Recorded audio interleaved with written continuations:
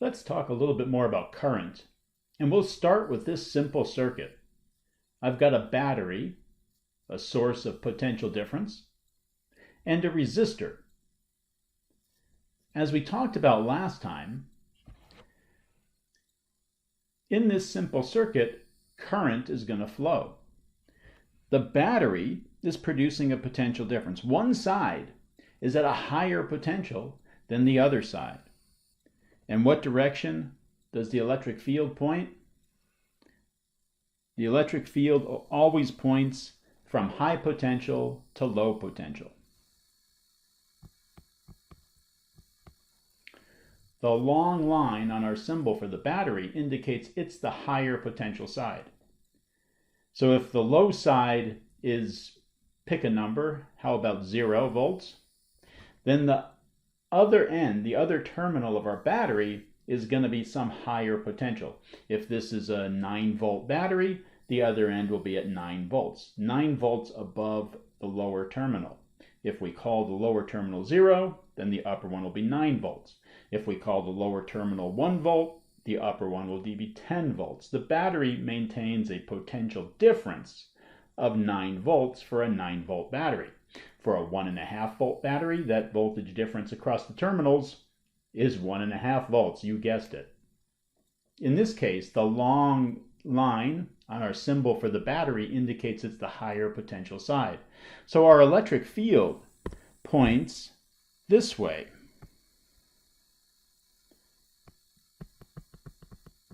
Inside of the wires. And what's going to move in the direction of the electric field? Positive charges, if they could move, would move in the direction of the electric field. Negative charges, electrons, will move in the other direction. So in here I can draw an arrow and label it I for current.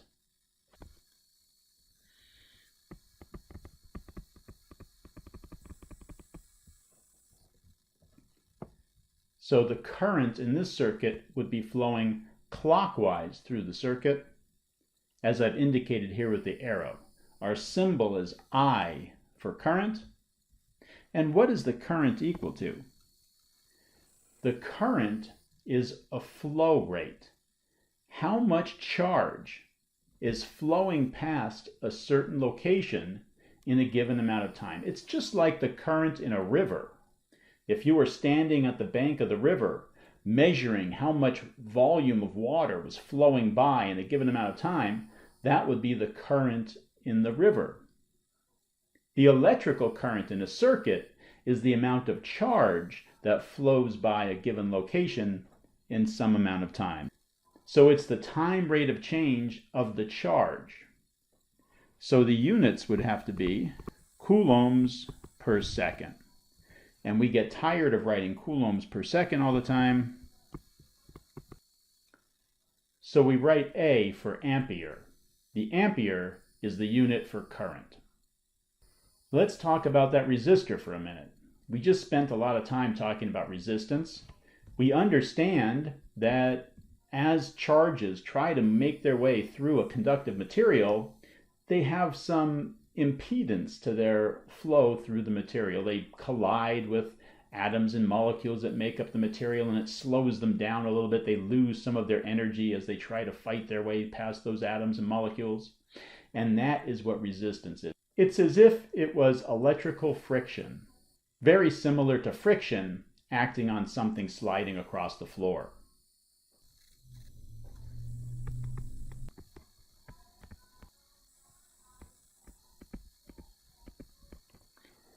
The unit for resistance is the ohm, and we use the Greek letter omega. And just as a reminder, for a battery or DC power supply, we use these symbols where the long line represents the higher voltage terminal and the short line represents the lower voltage terminal. Resistor has this symbol, and any place where you just see a straight line, a wire, we assume zero resistance in our circuit diagrams. We assume they are perfect wires. Of course, in the real world, wires have some resistance. So we would add a resistor to our circuit diagram equal to the resistance of the wire if we wanted to take that into account in our calculations.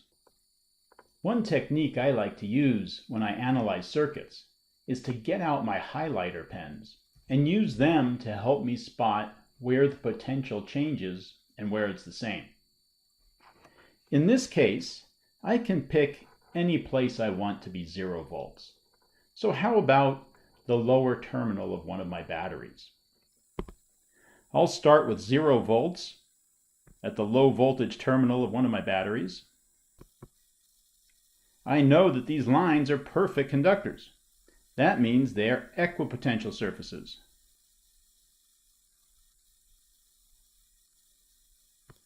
So every place I've highlighted green should be 0 volts. I can call 0 any place I want in this circuit. I'm going to call this 0 volts. Now that fixes my potential at any other place in the circuit. Let's start with our 9-volt battery. We know that the high potential terminal is 9 volts higher than the low potential terminal.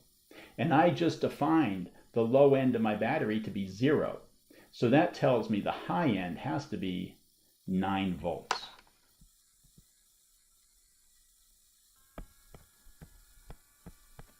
So I'm going to get out my different colored marker and I'll indicate that's 9 volts. That whole stretch there is 9 volts.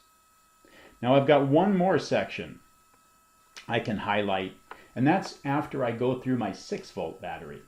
I know my 6-volt battery maintains a potential difference of 6 volts. So I'm going to highlight this whole section to indicate it's 6 volts. Now I can go and look at each of my resistors. Resistor 1, one end of it, the left side, is hooked up to 9 volts. The right side is connected to 6 volts. So I know I have a delta V across resistor 1 of 3 volts. And I look at resistor 2 and I see the left side is hooked up to 6 volts and the right side is hooked up to 0. So I know I have a potential difference across resistor 2 of 6 volts. Now let's take a look at another circuit. In this circuit, we see a symbol we haven't seen before. This symbol in the lower left indicates that is connected to ground. We'll talk more about ground later, but in a circuit diagram, it means 0 volts. It is defining 0 volts for us. We don't have a choice. We can't define it wherever we want it to be. They've defined it for us. So I'm going to get out my color for 0 volts and highlight all the lines that are 0 volts. Now I'm going to work my way up and around through the batteries. I'm going in the low voltage end of my 6-volt battery. I'm calling that 0. I'm coming out the top of the battery. The high voltage terminal has to be 6 volts higher than 0 or 6 volts.